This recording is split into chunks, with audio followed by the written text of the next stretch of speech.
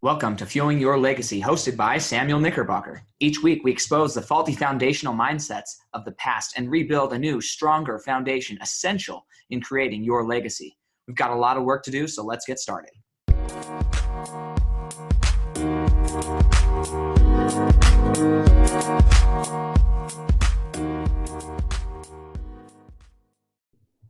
Welcome to Fuel Your Legacy. Today we are super pumped. I love it when I get to meet with people who are not from my immediate surroundings, but from other areas in the United States or even in the world.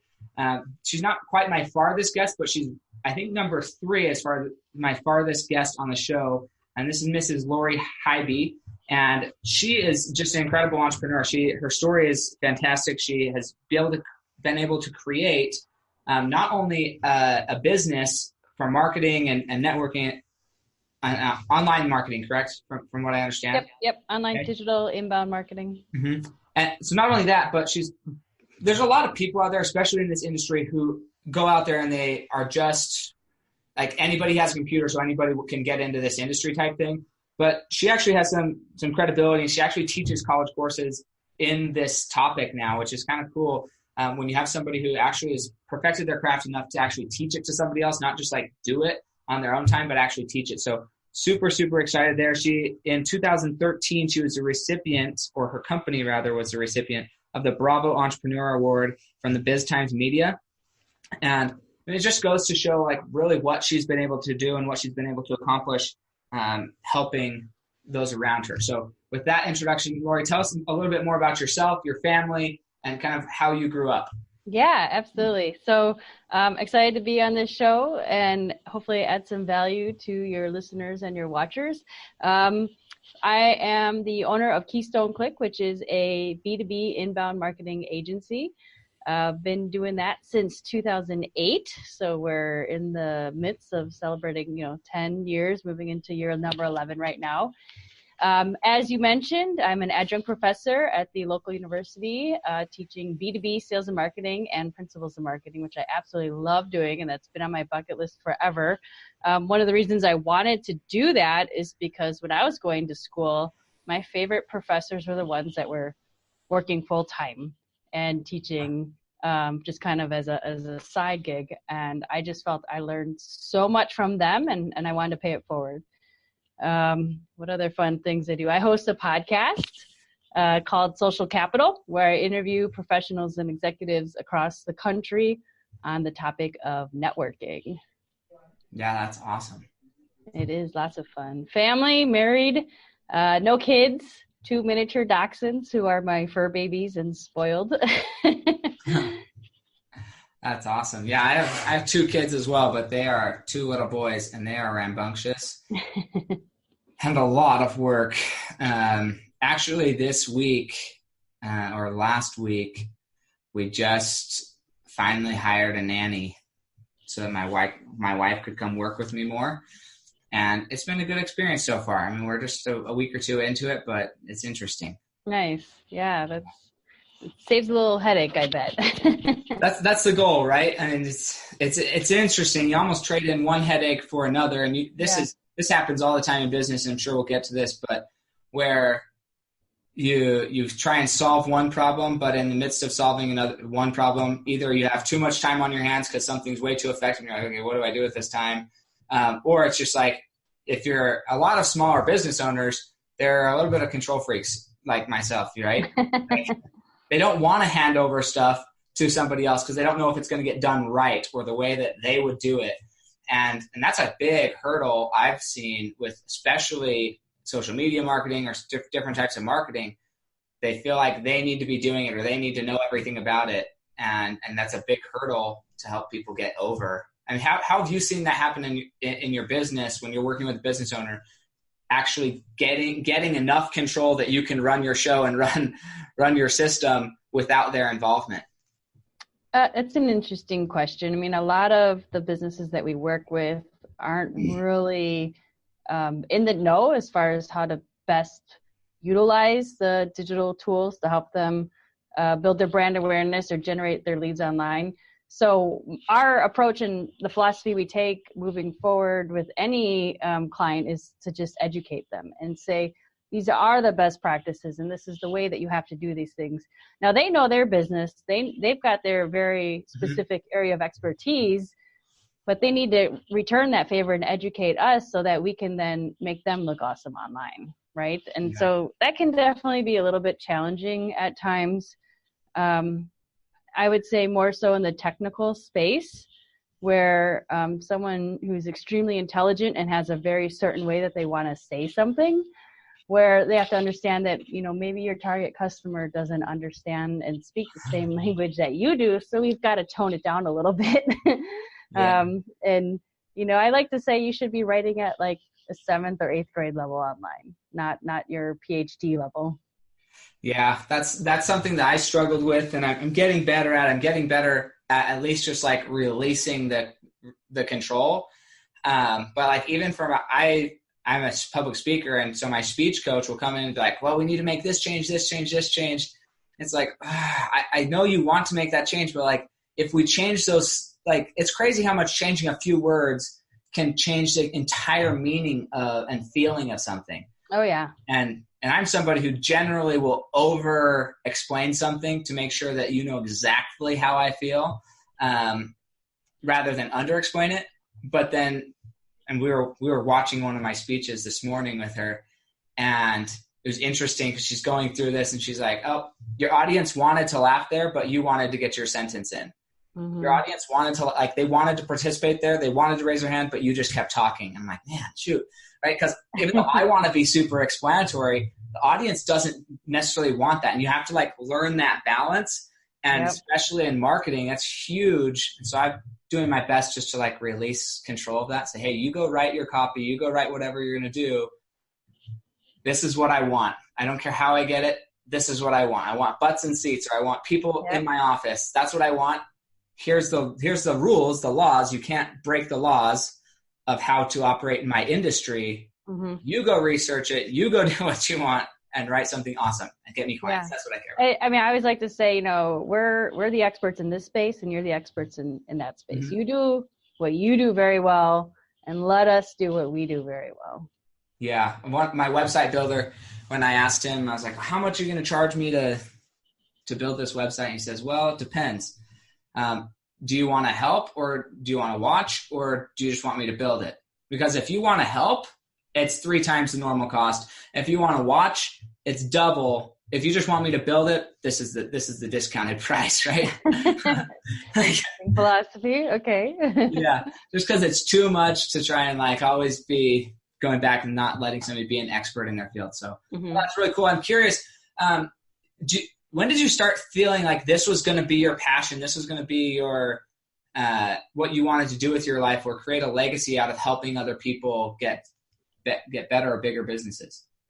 I'm not really sure when exactly that kind of triggered. I know that I've always been an advocate of helping others, and I've naturally just kind of been a go-to from a networking standpoint when someone has a question. Regardless if I can actually be the right answer, I likely know someone who is, and I've just been very giving. And it just kind of evolved, and I eventually started doing some research into my own personal branding, because obviously with the internet, your personal brand is super uber critical today.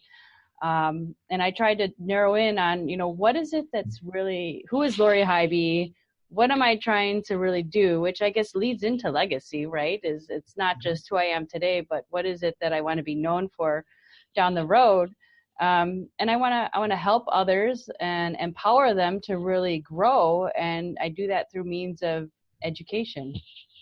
Yeah, no, that's awesome. I noticed one of the things that we kind of talked about in the forums before is that you're helping people create their brand, not just on a business side of things. And I think that's really important. I think so many people, especially in the business space, right? This is a business podcast, but people will listen to this and think, oh, well, that's great for my business. And they'll be high achievers in their business, but they forget about their faith. They forget about their family. They forget about their fitness. And they're high achievers in business, but they aren't really applying those same principles to the rest of their life. And it's so interesting that they think, oh, this is just this. Or another big one is faith is just for religion. It's like, faith is you better learn how to use faith everywhere in your life, because that principle is what drives everything. So you need to understand it outside of just a religious context, understand it other places.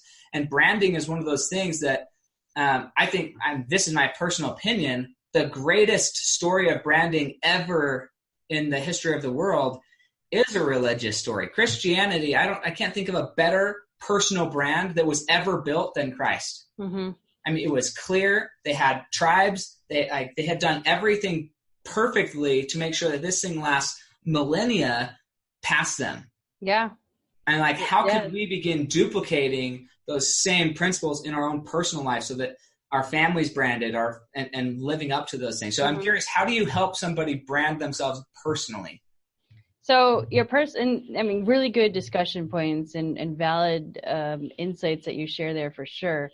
But when you're looking at your personal brand, there's a number of ways you want to dive into things. But first and foremost, you have to understand your why. And I'm a big fan of Simon Sinek, Start With Why. I'm sure your listeners have checked him out. He's kind of all over the place. Yep. But really understanding, and that's kind of what your legacy is, right? And what is it that you stand for? And the goal, the idea is that if someone is out there in the world, networking wise, whatever, and they're saying, I need help with this, you want to be the first person that pops into that person's head. You know what? I know I know the right person to connect you with. And that's really what personal branding is. It's so that you're leaving an impression and you're influencing the impression that someone else has on you. And you spoke earlier about how a lot of people put a lot of emphasis on brands for the business.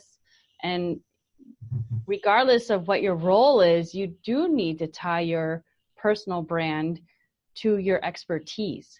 So maybe you're not an owner of a company, but you're working within an organization and say you're not happy within that organization, but you need to make sure that other people in your network, in your community are familiar with who you are, your expertise, so that if someone is looking for someone to fill that hole, you're the first person that they think of.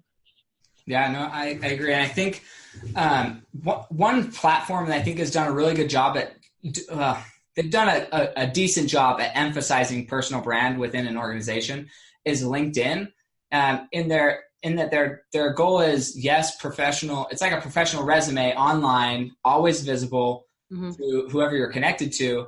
I think it's still underused, and I think that people aren't looking at it always that way. But from a platform perspective, they've created it with that intention. I don't know. Maybe you have more insight onto that. Yeah, no, I would say personal branding and your brand in general, LinkedIn, anything online and in the real world. I mean, it's how you speak to people. It's how you dress.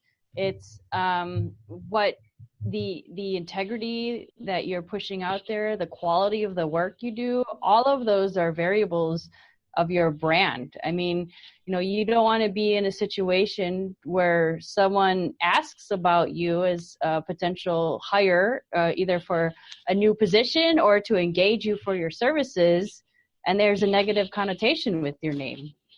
You want to be pushing excellence and awesomeness out there, but to do that, you have to be consistent in the message and the quality of the information that you're pushing out there. So it's again, how you speak, how you dress, what you write online connects and resonates with the conversation you have in person with someone. You're not saying one thing online and saying a different story when you're meeting someone out for lunch. It has to be consistent across the board. Yeah, that's one of the things that, so I came from a summer sales industry, and it wasn't that I was like super out of alignment with myself on the doors versus at home. But it is interesting once you get into social media or once you start a podcast, for instance, like you're really sharing, I mean, ideally to create the maximum connection, you're being really vulnerable about things that are happening daily in your life, and then also things that have happened in your past. And you're being very open about that, and you're spreading it out there, and it has to be in alignment. Specifically, I mean, there's a funny example, but my parents, they listen to my podcast, which I'm grateful for. I'm grateful that they listen. And sometimes they will think, oh, that's not exactly what happened, right? I'm telling a story from when I was like 6 years old, and this is how I remember it. And then like, that's not really what happened. That's not what I was thinking. That's what he thought I was thinking, but it's not. And to be able to have that much transparency about what you're saying to the people who are absolute closest to you are willing to say, okay, maybe that's not exactly how it happened, but I can still support him in his message because that's how he remembered it and it's close enough, right? Mm-hmm. To be able to be that transparent, that's something that you can kind of hide from as long as you're not getting out in line, as long as you're not trying to personally brand yourself and just stay vanilla and blend in. But when you start to brand yourself, it creates some pushback, right? And I've had times where my parents or siblings have come to me and said, hey, Sam, I don't like the way you said that. That's not how it worked or whatever. I'm like, well, okay, well, I'm willing to change, but like, let's have a conversation about this. But I think what's important here and where I'm getting is every time you really get specific about a brand, you're going to create separation. People who agree with you and people who don't agree with you, right? And that's when you start to get a lot of these naysayers, these people who are like, no, you're wrong. You shouldn't do that. This is the wrong way to do business, whatever, because everybody has opinions. Now, how essential is it, do you think, from a branding perspective, how important is it to have naysayers? I think no matter what you do, you're going to have naysayers. I mean, you're never going to please everybody. You can't do everything for everybody. You're not going to build, you're going to make a burger. You're not going to have everyone say it's the best burger on this planet. There's always going to be controversy. There's differences of opinions, and everyone's personal experiences are ultimately what's fueling how they feel about the experience that you're projecting onto them, right? So you have to be cognizant of the fact that everyone has different backgrounds and be open and receptive to those naysayers. I would say welcome the opportunity to have a conversation with them to understand their perspective a little bit. And maybe that might open your eyes up to a different way of looking at things.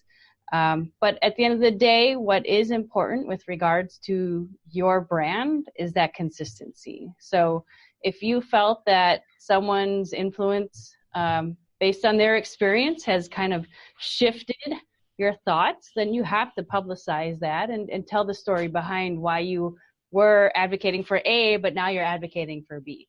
But I would say there's nothing wrong with having naysayers. If anything, that means that your message is getting out there and people are hearing it.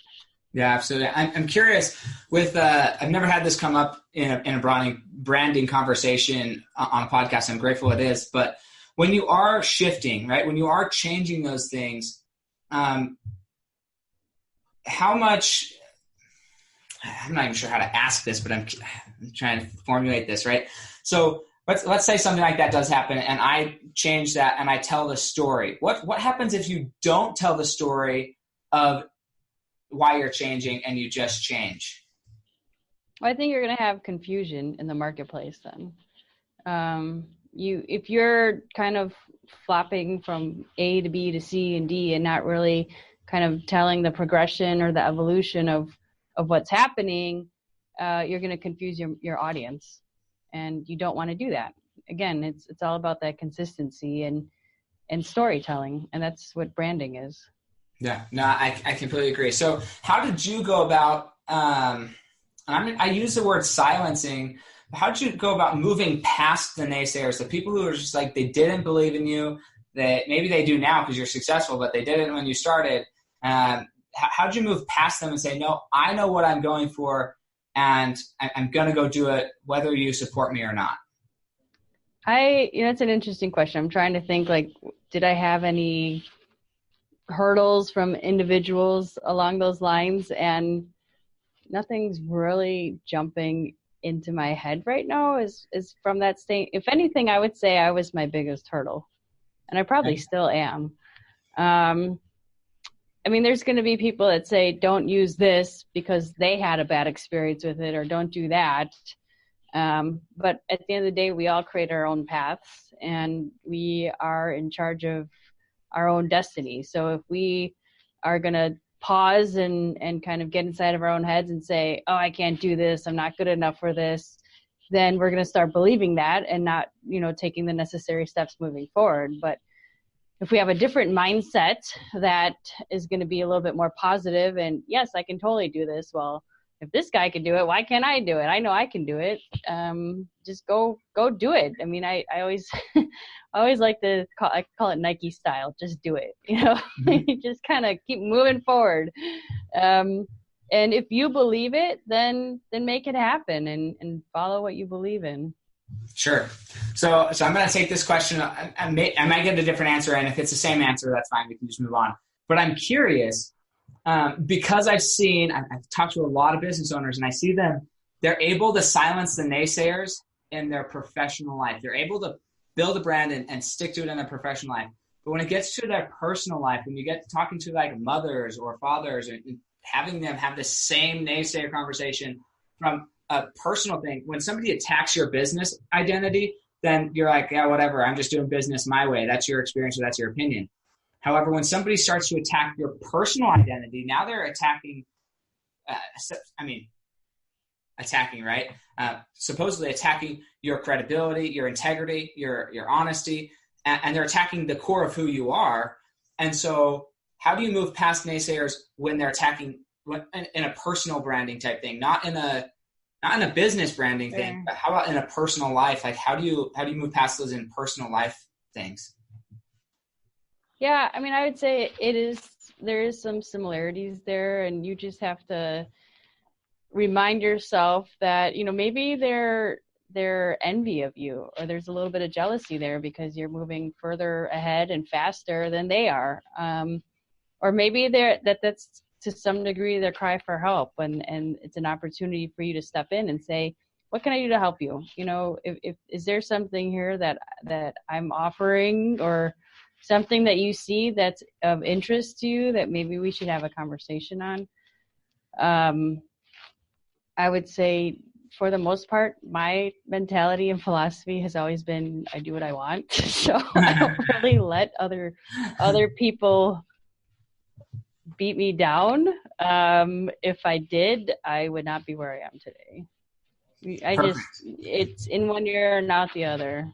No, perfect. And that's a really good of what I wouldn't say I was looking for, but I like where that went. When I talk to those really successful people who have figured it out, their business and their personal life are the same. They're applying the same principle of how to deal with naysayers the same. And they do say, look, I don't care. I'm just going to do what I'm going to do. And if you don't like it, I don't care. And that's a point of, I've been having this conversation with a few of my clients, and we have to frame it in perspective that we're not saying I don't care from the energy of I'm just going to succumb to it, or this is too hard. We're saying I don't care. I'm intentionally creating what I want, and if you don't like it, that's okay, right? Rather than saying I don't care, say, hey, your opinion's probably valid. That's okay. I'm doing me.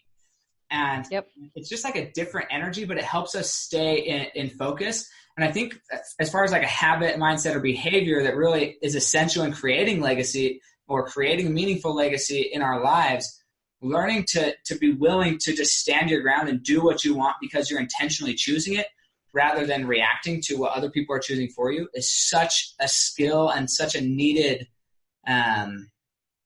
it's just a skill, a weapon, right? It's just something that has to be there. And it's in every successful person that I've seen become successful. And I've seen successful people who had it for a while and then they lost it. They started to care and then they lost. I mean, and we saw that happen with Starbucks. It was crazy. Starbucks had this identity of one thing and then one news story broke about how somebody thought one certain thing. And now the whole company, I don't think they're ever going to be able to, like, without bending to social pressure, they're always going to be on the hook for that because of their one bending. Rather than saying, hey, I don't care, and moving forward, it would have been gone. Yeah. But now because they bent to it, now they're always going to be playing that social justice game, and it's going to be hard for them, I think. And you see it in their stock prices have dropped because of once you start getting owned by the mob, it's hard. It's hard to rebound from it. In a business or personal life, it's hard to rebound from mob ownership. So I love that. That's awesome. So what would you say your secret weapon is, your habit, mindset, or behavior that you feel like you are the queen at? You could teach a whole day on this one topic that really from a habit, a mindset, or behavior has really contributed most to your success in life? Oh, I have a couple of things. I know we talked briefly about the miracle morning. I kind of took my own version of that. But I think what's really important for me, the number one most important thing for me, is I physically write out my daily activities. And I own a technology company, but I need the pen and the paper. And I have my calendar on my phone and my computer and everything. And that's my number one calendar. But I map out every week. I plug in all my calendar things and I schedule in my to-dos so that I have, I know when I'm supposed to work on certain things. But every morning I'm either working out or meditating and or reading. Mm-hmm. And that's very important. Clearing the mind and having me time really allows me to be able to crank and be successful on getting those to-dos done in timely fashion. No, that's awesome. I would say that's a second one of the show that is absolutely uniform across every successful person that I've ever met or interviewed, is they understand that they have to fill their own cup. They have to completely heal themselves every morning and be focused and almost selfish to the point of treating their morning ritual or their morning whatever with deep sacredness. Like nothing can get in the way of this, because me making sure I'm okay helps and guarantees that I can make sure you're okay and I can show up fully for you only after I've shown up fully for myself. Because your commitment to others cannot be any more than your commitment to yourself. And people don't like to hear that because most people know how committed they are to themselves. But that's a trait of every successful person, is that they are absolutely ruthlessly committed to their own goals, to their own success, to their own principles and values, and that enables them to fully commit to others. And specifically, I would say this is a principle, probably one of the biggest principles that is unilaterally can be used in your home life. If you're a parent, if you're a child, doesn't matter. Like, can you commit to yourself? And if you can, then you're going to be able to show up more fully for your loved ones. In fitness, no personal trainer can get you physically fit the way you want to be unless you're committed to it. Like, it just doesn't work. So personal commitment there. Faith is all an internal thing. You can't have faith for your family. You can't have faith because your religious leaders expect you to have it. Like, you have to personally be committed to that, and you can't share faith any more than what you have yourself. And then business, I think it's probably one of the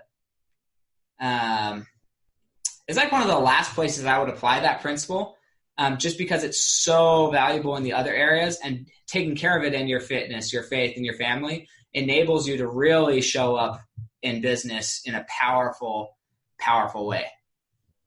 So that's awesome. Thank you. Absolutely. When I find when I invest the time to take care of myself, working out, meditating, reading in the morning, the day is just so much better. Mm-hmm. I can tell the days that I've missed that and I regret it. So I know I have to stick to my schedule, plan it, and make it happen. Yeah, absolutely. So I'm curious, we talked about the naysayers, but hopefully everybody in their life at one point or another has somebody who actually believes in them, right? Who they can go back to that moment and say, okay, this person changed my life because they recognized the skill that I have and they were willing to do it. So for me, just to kind of prime this example, for me, it was my grandpa. I was 5 or 6 years old. We were driving back from the dump after taking a load. It's just him and I in this little Ford Ranger pickup, windows down, nice summer air, warm air blowing, listened to the radio. And then while we were driving, he reached up and turned down the radio, put his hand on my knee, and told me that I had a voice that was really pleasant to listen to, that I could lead people and maybe be on the radio someday. And then he just turned the radio back up, and we went on our way.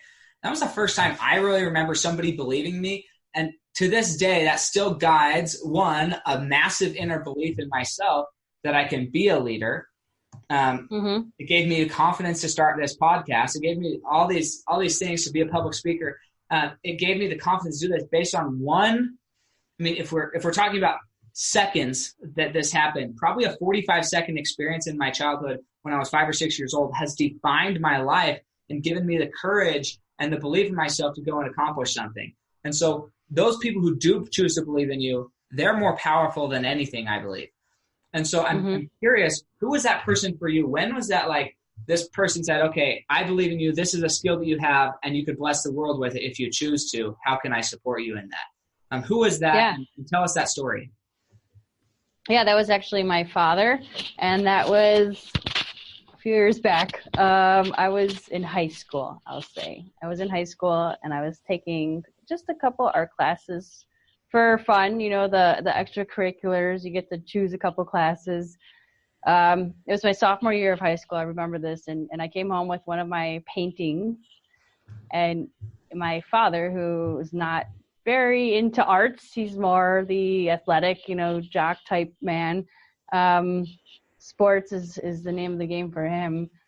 And he was blown away by the painting I brought home. Like, he was just in awe. And he's like, this is a talent that you need to pursue. Like, if you enjoy doing this, just go all in art. Keep painting, keep doing it. And that was just really cool to hear. And that kind of fueled my path down into marketing, which, you know, creative space for sure.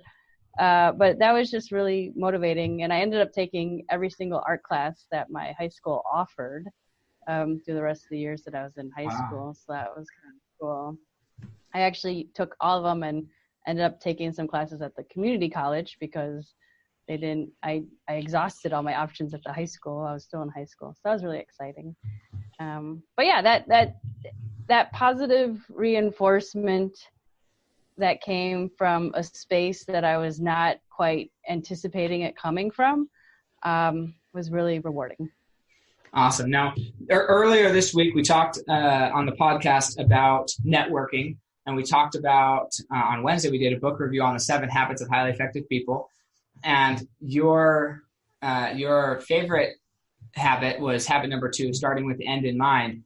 When we're, I'm going to take this, I'm going to kind of curveball this here just because I think it's a really cool transition point of belief. But when you're networking, how big of an impact does sharing what you believe the person that you're connecting with is good at, how big of an impact does that have in creating that initial relationship so that they actually are somebody you could refer to somebody else or potentially even have business refer to you from them? From that initial conversation, I think it takes time. Okay. It's not a one time we've met and now I'm going to refer you a ton of business and you're going to refer me a ton of business. Networking it's a long game. It's an ongoing building relationships and knowing what you're trying to do, what your goals are, starting with the end in mind, helps to guide you on where exactly you should invest your time and energy and what areas to nurture and grow your network. I'm sure we've all heard the saying, you know, you are the average of the 5 people you spend the most time with. So when I'm looking at my network and I look at who am I spending the most time with, I know where I aspire to be. So I want to make sure that I'm at least the average of those individuals that I'm spending time with. Because they are those that are elevating my space, my brand, and helping nurture me to get to that next level. And I'm also trying, you know, to reciprocate and help them as well. Yeah, absolutely. I just think it's a good thing to talk about because I agree. Networking is a long game. And when people are choosing who they're going to hang out with, most people are going to choose people unless they've had some traumatic event and they either from subconscious or ego, whatever, they like to hang around people who degrade them, which is unfortunate, but that's something that can be healed. It's trauma and it needs to be healed. But most people like to hang around people who make them feel good about themselves. And so just like I had that experience with my grandpa, you had that experience with your dad, kind of the thing that I would invite the audience to think about is how can you be that grandpa, be the dad, be the person in somebody else's life who believes in them. And when you start doing that, and you said something really, really early on, that you're a very giving person. And this is a key for the best networkers that I've ever met. And I know people all over the country now because of some different groups that I'm in. But the best networkers, they literally are giving with zero expectation of what's going to be returned to them. And it's that type of giving of yourself, like your dad saying, look, you're really good at this, you should go do it. Now, I like that you prefaced it with, he's a man's man. He's the sports guy. Like, for him to go out of his way and say, you're really good at this, you should pursue it, that's giving of himself with zero, he's not getting any viewing pleasure necessarily, right? He would rather be watching the sports, but he recognizes skill and he's willing to recognize that. Same with my grandpa. My grandpa's been dead for 4 years, I think. Like 4 years. He passed away 4 years ago. And he's never going to get to see, at least not on this side of the planet or on this earth, what his belief in me has shaped me into. Mm-hmm. And yet he was still willing to give that just because, right? And so when you're meeting people, when you're willing to give that just because, those are the people who end up sticking around and wanting to be around you. And often they're the same caliber of person, and you can increase your associations by being willing to give and without any expectation in return. Yeah, absolutely. Yeah, that's so important. I mean, one of the biggest things that I like to educate my students on, because I find a lot of students nowadays, those that are in college, networking is just so scary for them because they have to go out and talk to people instead of being online or in front of a screen. But the simplest thing to do is just ask, how can I help you? That's all you got to do. How can I help you? It's a simple question. And you'd be surprised at the answers. And sometimes it's the littlest thing that you can do to help them that has the biggest impact. And you will be forever on their A-list of people because you just went out of your way for 10 minutes to do one little thing for them. Yep, absolutely. Cool. So I think this is it's a good point to go into the next section here, and that is financial backing. Now you work with business owners, you work with business to business, but all those businesses had to be started by somebody. Okay. And sometimes they're smaller businesses, sometimes they're bigger corporations, but often what I've seen is a lot of the entrepreneurs out there, they were at one point an employee, and they had to make that jump. I don't know exactly what your jump was or what that looked like between schooling and working for somebody else into owning your business for 10 years now. But there's a growth process that happens there. And what I see happen often is people struggle financially to support themselves in the transition. So what are some tips you give to how do you manage the financial support or the financial backing to make that transition? Sure. I worked at another agency before starting my own agency. And I would say that I'm very grateful that I have a husband, so a spouse who is in a nice full-time job with benefits, because that made it a lot easier for me to say goodbye to the other agency and hello, this world of entrepreneurship. As far as if you're in an established space, I would save up probably about 6 months worth of salary or whatever it is that you need to survive, because it's not a floodgate that opens once you say, hey world, this is what I'm doing. And then all of a sudden you have a lot of clients, especially in my space, which is the B2B space. That's a very long sales cycle and requires a lot of nurturing and proof of concept. You have to prove that you can actually do what it is that you say you can do. So I actually ended up doing a couple websites at no charge initially to build a portfolio, because I needed to say, hey, Mr. Company person, I can do this. See, I've done it. Here's the proof in the pudding. Mm-hmm. So be willing to do some work, maybe for free or as a trade initially, if funding is challenging. And be prepared financially in your personal life, because you're not going to get, if you do get a ton of clients right away, that's fantastic. But Yeah, I would say the reality is it's likely not going to happen. Sure. So then I think that's a good follow-up question would be, how important is it to understand how money actually works and to get educated on like how money works and how to build and accumulate and save and really understand money rather than just using it. Most people, they don't have this education. Most states don't require it. Even a lot of college degrees, financial literacy is not required. What role does understanding money play in building the green? Yeah, it is extremely important. As a creative individual, my education, I went to school, went to the business schools, but it was for marketing.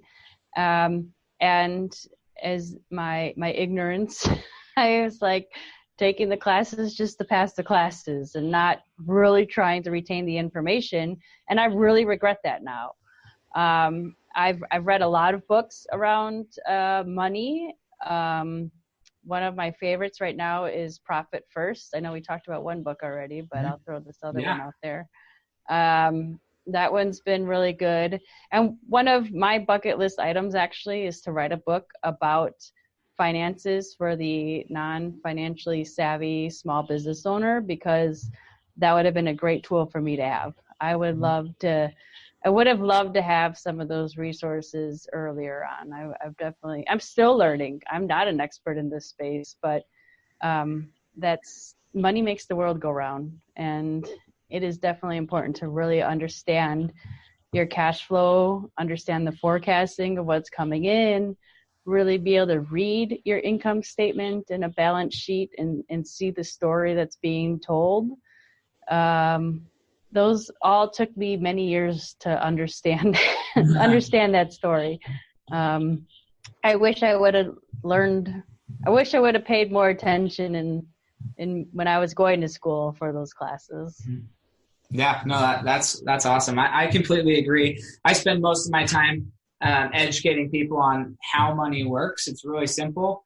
I would say understanding how money works is simple. It's not always easy to implement because of habits and different things that have overridden us for years. But I don't think there's any greater thing that needs to be understood from a business, personal, finance, fitness, any of these. Like it ties into everything. I studied neuropsychology in college. I didn't study finance in college. I studied neuropsychology, and it's incredible how big a role money and the feelings and the emotions and the stories we tell ourselves and our reality that we choose to live in around money impacts every other area of our lives.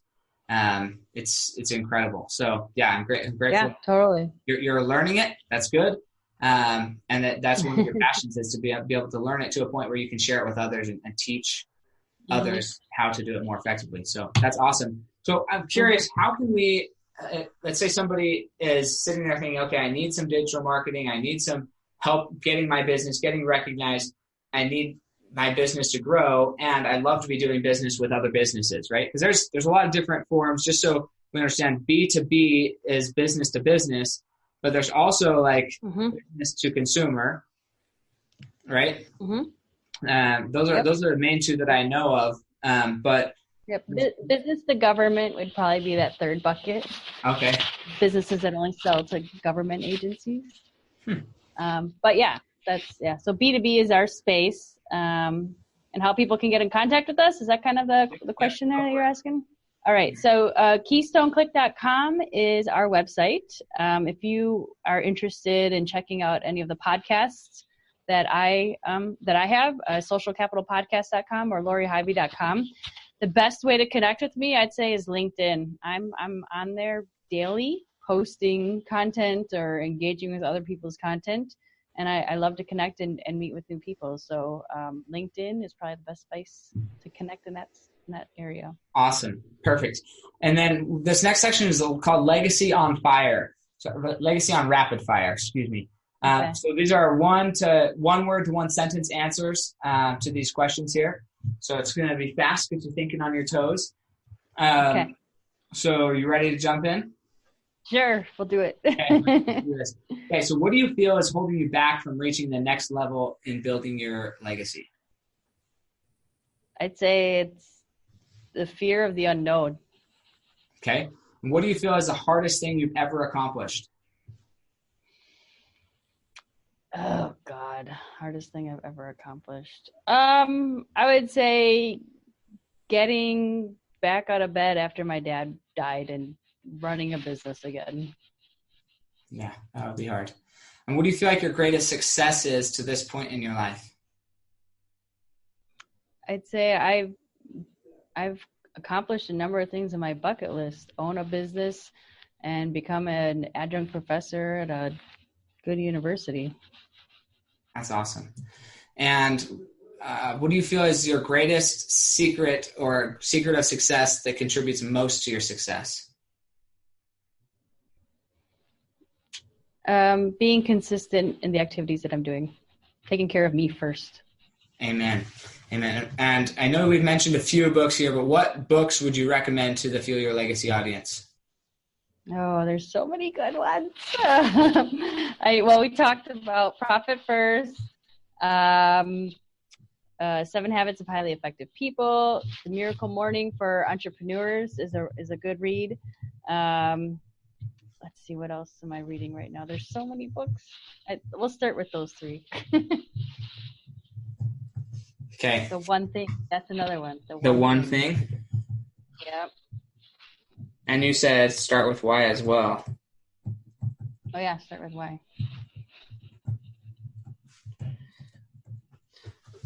Yeah, the Fuel Your Legacy, if you go to my Facebook page, samknickerbocker.com, go to my Facebook business page, then there's a group in there that is just a Fuel Your Legacy podcast group. It's a public group. But we actually have discussions there on the books that we're doing on our weekly shows. And other people can post books that they found is really good, but it's a good way to like have conversations about these books and have, hey, what did you learn from it? How did you implement it? And just get ideas from each other. So often I find that I feel like book clubs used to be a thing where everybody would read a book and we go and discuss it, but it's gotten more and more, along with everything else in this world, right? More and more introverted and just like, hey, I'm going to do this thing by myself and not really talk to other people. The downside is you lose so much out of a book when you only have your perspective. Yeah. And so I've tried to create some type of community that's discussing books regularly because there's just so much in there. And something that sticks out to me may not stick out to somebody else and vice versa. Mm-hmm. And I love learning. I'm always interested in learning. So that's awesome. So you're more than welcome to go join that if you'd like. The last question, is there anything else that you wanted to say but haven't been able to kind of get in? Oh. Digital is where it's at. And if you're not investing in digital, whether it's for your personal brand or for your business, you're definitely missing out and you're slowly going to disappear. I agree. I had to have that come to Jesus moment. It was about a year ago when I finally was like, okay, I've got to figure out like basic social media practices, basic things, because it's been a life changer. Honestly, I've changed so much. Things have changed my life since I got online. All for the better. Absolutely. So that's cool. All. So here's the last question. So we're gonna pretend that you're dead. Okay. It's now 6 generations down from you. So your great grandchildren, they're sitting around the dinner table and they're talking about what your life represented. What was your legacy? What do you want them to be saying? That she educated and helped empower others to fulfill their passions and dreams. Awesome. I love that answer. Thank you so much, Lori Highby. We are excited. And for this episode, I wanted to give just a shout out to her website. Say it again, just really quick. Lori Highby. KeystoneClick.com. Keystone Click. LoriHighby.com, SocialCapitalPodcast.com. Click. SocialCapitalPodcast.com. Awesome. No, perfect. And then you can go to my website as well, samknickerbocker.com, and you can get access to the next speaking events that I'm doing. As always, if you take a screenshot of this and post it on social media, tag myself, tag Lori, and we'll give you a shout out for your business here on the podcast, just to give you a little bit of exposure. We're grateful for all that you do. And thank you so much, Lori, for taking the time to make sure that we can get this recorded. Yeah, thank you for having me on this show. It was a lot of fun. Awesome. Have a great day.